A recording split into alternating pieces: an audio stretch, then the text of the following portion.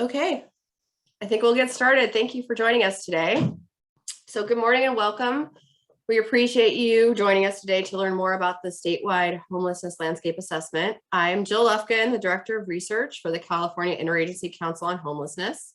We're also joined by our research partner, Carolina Reed from the Turner Center for Housing Innovation at UC Berkeley.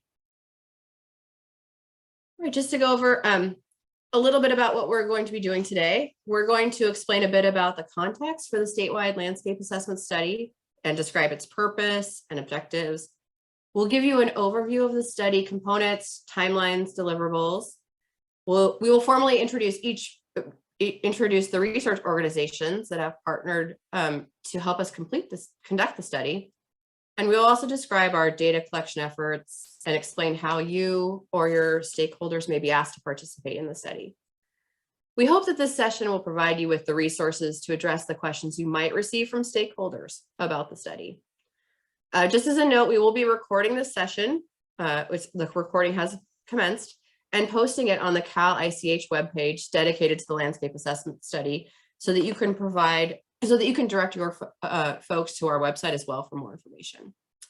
I will provide the link to our webpage at the end of the presentation. And then lastly, we're here to answer any questions you might have about the study. We'll pause for questions after the presentation. So please type any questions you have into the Q&A feature, and then we will get to them after we finish the presentation part. So before we get into the study, let me give a brief overview of the California Interagency Council on Homelessness, called Cal ICH. We were created in 2017, originally as the Homeless Coordinating and Financing Council, to oversee the implementation of housing first policies, guidelines, and regulations. Our mission is to develop policies and identify resources, benefits, and services to prevent and work towards ending homelessness in California. The council, co-chaired by the secretaries of the Business Consumer Services and Housing Agency and the California Health and Human Service Agency, is a committee comprising director level representatives from 18 state departments and agencies, with 2 individuals representing community organizations appointed by the state legislature. Cal ICH also administers grant programs, which have allocated over $2 billion since 2018. Our programs include the Homeless Housing Assistance and Prevention Program, or HAP. Cal ICH also has staff that support the work of the council. I have the pleasure of leading our research unit. You may have received communication about the landscape assessment study already from one of us. That would be me, Tessa Abadgis, Connor Leahy, Jeremy Nevis, or Courtney Weiderman. That is our small but mighty research team. Also, please feel free to reach out to any of us with questions. You can always find our email addresses on the Cal ICH staff webpage. So first, a bit of context for the landscape assessment study. In recent years, increasing numbers of Californians have experienced homelessness. Between 2017 and 2020, the point in time counts estimate that 23% more people have experienced homelessness on a single night in California. In the same period, providers in California's 44 continuums of care have served 40% more people experiencing homelessness. In the last few years, the state of California has invested unprecedented amounts of funding in programs that serve people at risk of and experiencing homelessness. The state has committed to innovation and pursuing solutions that work, which requires an understanding of how programs are currently being used. That is where the statewide homelessness landscape assessment comes in. So the statewide homelessness landscape assessment study is intended to understand the amount of funding made available through programs funded, administered, or implemented by the state, and what output is generated, what are the outcomes of the people served by these programs, and the effects of funding on the functioning of local service delivery systems. Understanding the current landscape of the homelessness response system will help to inform and target future investments aimed at preventing, reducing, and ending homelessness. The study is required by statute, AB 140, and we have 2 required legislative reports, an interim report due in July of this year and a final report due in December of this year. Because this is an ambitious project, on a compacted timeline, we have contracted with external research partners to provide added capacity and subject matter expertise. And with that, we are very happy to announce our partnership with the Turner Center for Housing Innovation and the Goldman School of Public Policy, both at UC Berkeley, with Apt Associates and the UCSF Benioff Homelessness and Housing Initiative. You will hear more from one of the principal investigators, Carolina Reed, in a moment. But first, I want to give you a brief overview of this study. Here are the components of the landscape assessment study. On these slides, you will also see which partner is taking the lead on which component. So to gain an understanding of how programs are being used, we are examining programs that the state funded, administered, or implemented in the fiscal years 2018-19, 19-20, and 2021. This time frame coincides with greater levels of investment from the state and allows us to better assess outputs and outcomes generated, as opposed to looking at programs that were funded in the last fiscal year. The first component looks at the sources and uses of state funding. Here we are trying to understand what intervention and services are funded by state programs and how those funds are just distributed geographically. CalICH is the lead on this component and has already begun data collection from state agencies about their allocations and eligible uses of funding.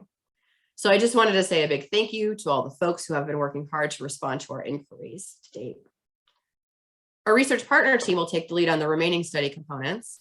We'll be looking at the outputs of state funding, how many new beds, unit vouchers were made available. We are interested in understanding who is also served by state programs. This includes looking at subpopulations of folks by age, race, ethnicity, gender, single adults, adults over 50 years of age, veterans, families with children, and unaccompanied minors, those under age 18, and youth, those ages 18 to 24. Also, individuals experiencing chronic homelessness, experiencing non-chronic patterns of homelessness, or experiencing homelessness for the first time. We also want to try to understand how people use services provided by the homelessness response system. So we're looking at questions such as, how do people access services, such as how many use more than one service? How do people combine different services? Do certain subgroups of people access different types of services? We will also look at the outcomes of people served. The main questions of interest are how many people were prevented from entering homelessness and how many people moved into permanent housing or resolved homelessness. Lastly, we're interested in understanding how systems coordinate and how that affects the effectiveness of care. We're really interested in how jurisdictions engage in cross-system coordination and collaboration, such as with criminal justice, social services, health, and behavioral health. And also how regions coordinate and collaborate in activities such as strategic planning, data sharing, and care coordination. I think it is important to note here that the landscape assessment will cover the entire state. The way state programs are used, as well as ongoing challenges, may vary in different regions. So we will make sure to cover not only large urban areas, but also smaller COCs, continuums of care, rural counties, and tribal communities. So with that overview, now I'd like to introduce Carolina Reed, the co-principal investigator from the Turner Center for Housing Innovation at UC Berkeley. Carolina? Thank you so much, Jill, and thank you to everybody who is joining us today. We are really excited about this study, and it's already been so great to work with Jill and the rest of the CalICH team. We couldn't ask for a better state partner. From Jill's summary, you can see that this is a comprehensive study covering a lot of ground. To support the work, we've brought together a team of researchers across 4 organizations, and I'm going to take just a minute and introduce some of the key people who are working on this report. Turner Center, which is based at UC Berkeley, will be the lead on the study, with me, Ryan Finnegan, and Christy Economy coordinating the research effort across the different teams. We bring knowledge of housing and homelessness policy, administrative data, and mixed methods program evaluation to the project. You should feel free to reach out to any of us at any time with questions about the study. Also part of the team from UC Berkeley is Professor Amy Lerman, who is the Associate Dean at the Goldman School for Public Policy. She has expertise in program evaluation and in the criminal justice system. APT Associates is a core partner in the research study. At APT, Nicole Fiore and Jill Kaduri will be serving as principal researchers. Both have decades experience studying homelessness, and together with other APT staff, contribute deep substantive knowledge about state systems of care, interim shelter, affordable housing, and service provision. They are currently working on several evaluations related to homelessness in California, including Project Roomkey and local initiatives in Los Angeles. APT is also engaged in ongoing work in providing technical assistance to the state, as well as local COCs on program and data system implementation. We are really excited to be partnering with the Benioff Homelessness and Housing Initiative at UCSF. The UCSF team is led by Margot Kushel, who really needs no introduction. UCF is bringing critical expertise on the linkages between health and homelessness to the team, as well as a strong background in qualitative data collection and data science methods. They too are deeply engaged in research relevant to state policy, including conducting the California statewide survey on homelessness and evaluating the Oakland Shallow Subsidy pilot. We're excited to all be working together to support this important research. In designing the study, we wanted to make sure that the research will directly inform the work of state agencies in preventing and ending homelessness. In addition to assessing the impact of state-funded programs on quantitative outcomes, for example, answering the question of how many people have these programs helped, the research is designed to inform Cal ICH's priority action areas. I won't read them all out here, but we plan to study and provide insights into how well the state is delivering the full range of approaches to helping people experiencing homelessness, from outreach and care to those who are unsheltered, to providing individuals and families with permanent housing. We also have a few areas of special emphasis that cut across different interventions, including approaches to improving racial equity and strategies for preventing and ending homelessness among youth, older adults, and individuals leaving correctional facilities. To get at these themes, we have designed a mixed method study that will entail both quantitative and qualitative data analysis. The quantitative data can give us objective metrics on the outcomes of state programs, but the qualitative component is just as important. To really understand how the state is using its funding to address homelessness, we need to know how those funds are deployed at the local level, how they are woven together, and where the remaining gaps and challenges are. I'm going to take a minute now and talk through each of the study components so you know how we will be collecting data for this project and what we will be asking of from state and local partners. First, a significant part of the report will present data analysis using the state's Homeless Data Integration System, or HDIS. We will use these data to understand who is being served by state programs, the different types of interventions being funded, and outcomes. These metrics will be disaggregated by subpopulation groups, as Jill covered earlier. The majority of this work will be done in collaboration with Cal ICH, but state or agency staff may be asked to help clarify data in the HDIS or provide additional information on how programs are entered into the system. The second component is document review. We have already begun a review of existing documentation of state and COC programs, but we will continue looking for existing reports, strategic plans, and funding applications to better understand how state funds are being used and how those funds are being prioritized. Local and state agency staff may be asked to send us reports or point us to existing studies that could be helpful for our review.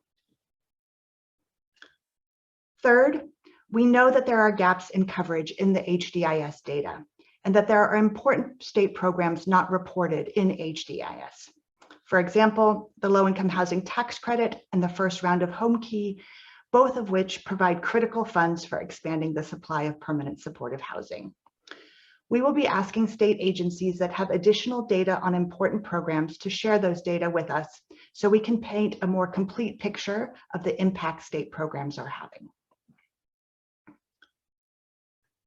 Fourth, one of the most critical components of this study will be interviews with state and local stakeholders that make up the state's homelessness response system, including COC agency staff, local city and county officials, and nonprofits, including housing developers and service providers.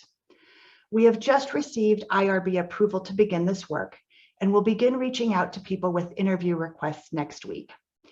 Interview data will be treated confidentially, and no individual person or organization will be identified in the final report.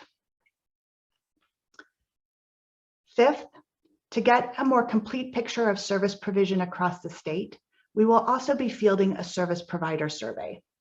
Service providers are the critical link between state-funded programs and people experiencing or at risk of homelessness. And we believe it's important to understand how service providers are funding their work, what types of services they are providing, and where there continue to be gaps or challenges.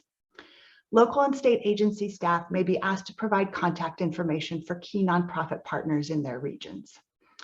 As with the interviews, survey responses will not identify specific individuals or organizations. Last, but certainly not least, we will be interviewing a sample of people who have lived experience of homelessness to ensure that the final study represents their perspectives on how we can improve existing systems. These individuals will be recruited through local service providers and through lived experience advisory boards. Interviews will not collect any individual identifying information. It is important to emphasize that this work is separate from, but informed by, UCSF's state survey on homelessness that is also currently underway. With Margot and other UCSF researchers, we are making sure that the questions we ask are complementary and not duplicative. This is a critical study, one that will help to identify the strengths and impacts of the state's growing investments into preventing and ending homelessness, as well as lift up opportunities for improvement. The whole research team is committed to providing the state with research that can lead to data and evidence-driven policy solutions. We appreciate your help in letting your staff and grantees know about the study and what we might be asking of them, including clarifying data, sharing documents and data with us, participating in interviews, and connecting us to other critical partners in this work. As an added note, to ensure that all the regions of the state are covered, we have tagged different members of the research team to cover different parts of the state. ACT will be the lead on data collection in the LA region, as well as among the smaller COCs across the state. UCSF will be supporting data collection and analysis in San Francisco, Santa Clara, and Alameda counties. Turner Center staff will be covering COCs in the Inland Empire, Central Valley, as well as Sacramento and other parts of the Bay Area. We understand that everyone is capacity constrained these days, and we are so grateful in advance for your help in conducting this important research. Finally, as Jill mentioned, this study is being completed on a very ambitious timeline. The full report with all the findings is due at the end of December of this year. Once the report is completed, we will be working in the first quarter of next year to make sure that the findings are broadly shared, including holding regional briefings on key recommendations and producing shorter issue briefs that highlight key lessons and best practices. Thank you so much for your time today. I look forward to answering any questions you might have about the study. Jill, back to you. Thank you, Carolina. Now we want to excuse me, I'm recovering from a cold. We want to pause for any questions that you might have. Please continue to put questions in the Q&A feature if you have any. And then I will ask Connor from my staff to help us facilitate the question and answer period. Connor, do we have any questions to start with? Yes, no, we have one in the chat. I'd like to thank everyone again for joining us and remind everyone that if you have any questions at all, please feel free to throw them in the Q&A section. It'll be at the bottom to the right of the participants window in your Zoom settings at the bottom of your screen. But Darren O'Hara has gone ahead and asked a question. So I will pose this to Jill and Carolina, and feel free to figure out who is best to answer this. But Darren O'Hara asks, can you explain how outputs/outcomes will be tied to specific projects? i.e., is HDIS participant data going to be attached to specific projects / touch points? There's more to this question, but I'll go ahead and follow up with this after we get started on that. Let me know if you need me to ask that again.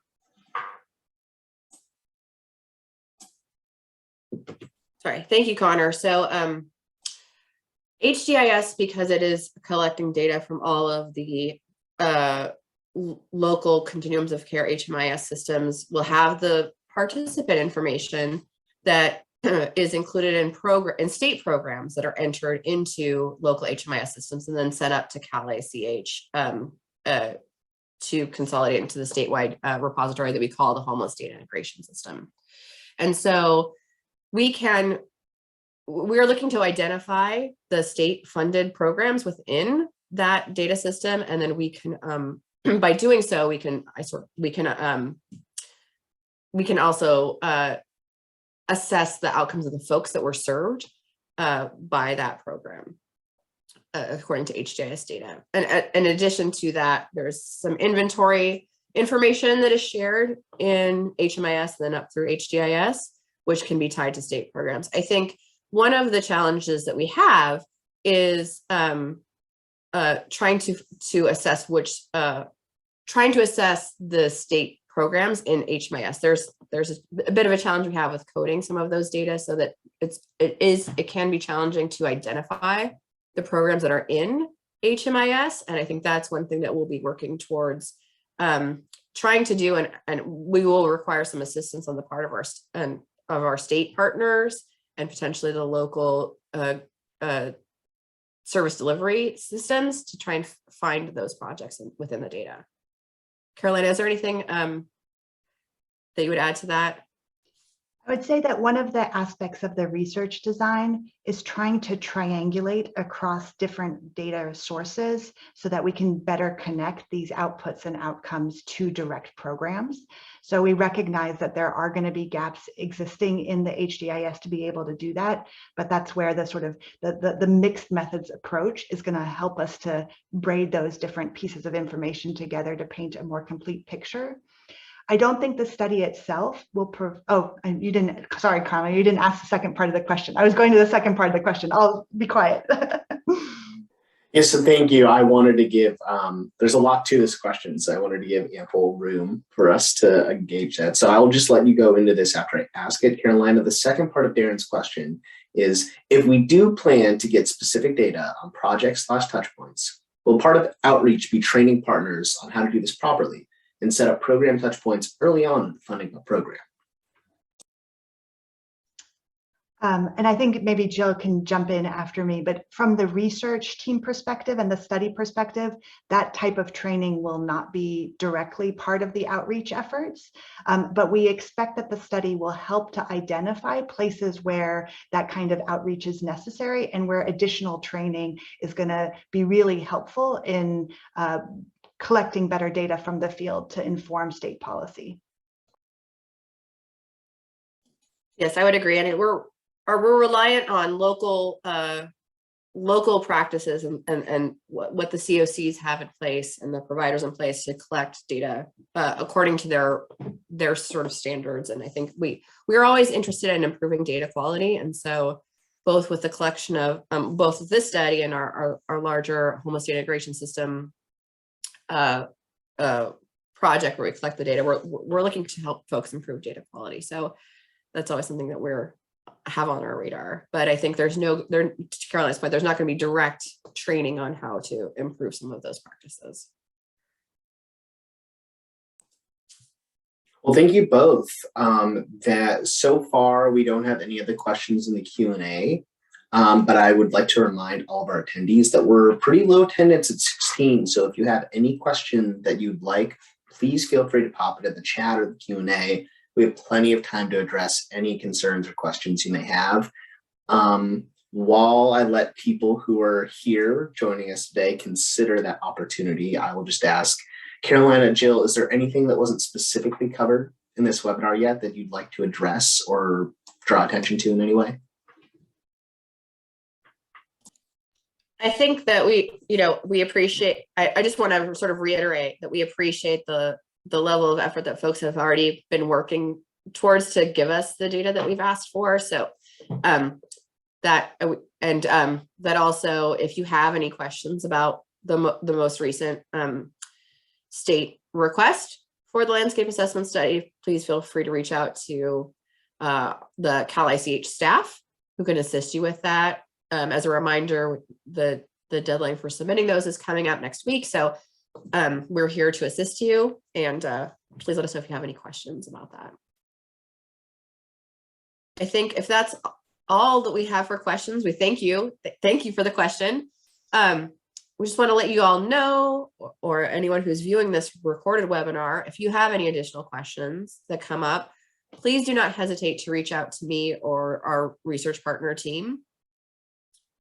And we can go to the next slide. There's some contacts and resources here. So with that, here are the email addresses, my email address and Carolina's email address. We also have launched a statewide homelessness landscape assessment study webpage at this link here. You can also reach this page from the Cal ICH website homepage. This page summarizes information about the study. It also has a downloadable one-pager providing information that might be useful to stakeholders who are contacted to participate in the study. It also includes my email address and Carolina's email address. We will also be posting a recording of this session on that webpage. So it's a good resource for folks who may not have been able to attend, or if you get questions from the field about more about the study, please direct them to this site. And that concludes our presentation today. We really appreciate you spending the time with us to learn more about the landscape assessment study. And again, if you have any questions or any additional feedback, or you need additional support with anything, please do let us know. So with that, we'll just say thank you for your time.